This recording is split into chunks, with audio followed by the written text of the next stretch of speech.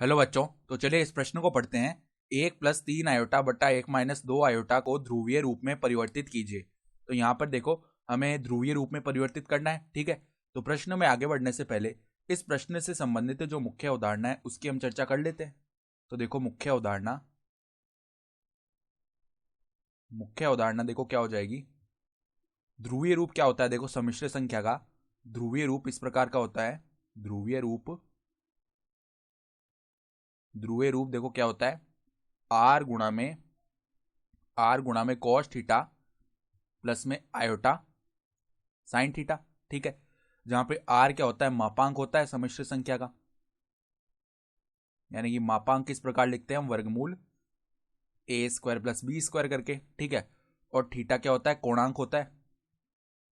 ठीक है, तो कोणांक हम निकालते हैं।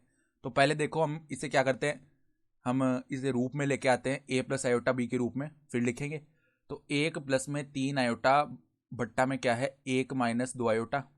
तो इसे ए प्लस आयोटा बी के रूप में लाने के लिए हम पहले ऊपर गुणा कर देते हैं 1+2 आयोटा से, और नीचे गुणा कर देते हैं 1+2 आयोटा से। ठीक है, तो अब देखो, ऊपर तो 1+3 आयोटा गुणा होगा 1+2 आयोटा से, तो 1+2 आयोटा प्लस में 3 आयोटा गुणा हुआ 1+2 आयोटा से, तो 3 आयोटा प्लस में 6 आयोटा स्क्वायर, ये बन जाएगा। ठीक है, और बट्टा में देखो, यहाँ पर a माइनस बी गुणा a प्लस बी लिखा हुआ है, तो वो a square minus b square होता है, तो 1 - में 4 आयोटा स्क्वायर, ये बन गया। ठीक है, तो अब देखो, ऊपर हमारे पास में यहाँ पर 1 आयोटा स्क्वायर का मान -1 होता है, तो 1 - 6 प्लस में 5 आयोटा, बट्टा में क्या बन गया?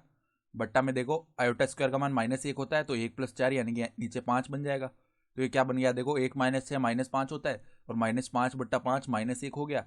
फिर यहाँ पर देखो, 5/5 1 हो जाएगा, यानी कि -1 + आयोटा, ये आ गया है। ठीक है, तो -1 + आयोटा के लिए अगर हम इसका मापांक लिखें, तो देखो यहाँ पर वर्गमूल -1 का स्क्वायर 1 प्लस में 1 का स्क्वायर 1, यानी कि इसका मापांक हो जाएगा वर्गमूल 2। तो आर का मान आ चुका है हमारा वर्गमूल 2। ठीक है, अब देखो थीटा यानी कि कोणांक लिखेंगे। तो अब देखें कौन से चतुर्थांश में आ रहा है। तो -1, 1 ये बिंदु आएंगे, तो ये इस प्रकार से किसी चतुर्थांश में आएगा। ठीक है, यानी कि दूसरे चतुर्थांश में ये हमारे पास में बनने वाला है। तो अगर हम ये अल्फा कोण निकालें, तो टेन अल्फा किसके बराबर आएगा? देखो, टेन अल्फा बराबर में यहाँ पर -1/-1 इसके बराबर आएगा, यानी कि 1। तो अल्फा का मान कितना आ गया?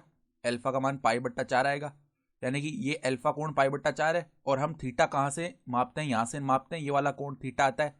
तो अगर हम थीटा निकालेंगे, तो थीटा किसके बराबर आएगा? पाई माइनस में π/4, यानी कोणांक ही आएगा। तो कोणांक कितना आ गया? 3π/4 आ जाएगा। ठीक है, तो अब देखो, जो ध्रुवीय रूप है वो क्या बन जाएगा?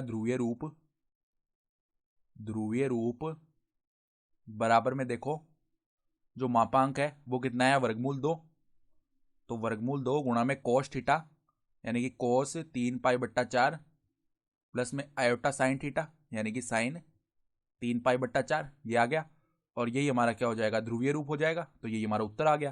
तो आशा करता हूं कि आपको ये प्रश्न समझ में आया होगा। धन्यवाद।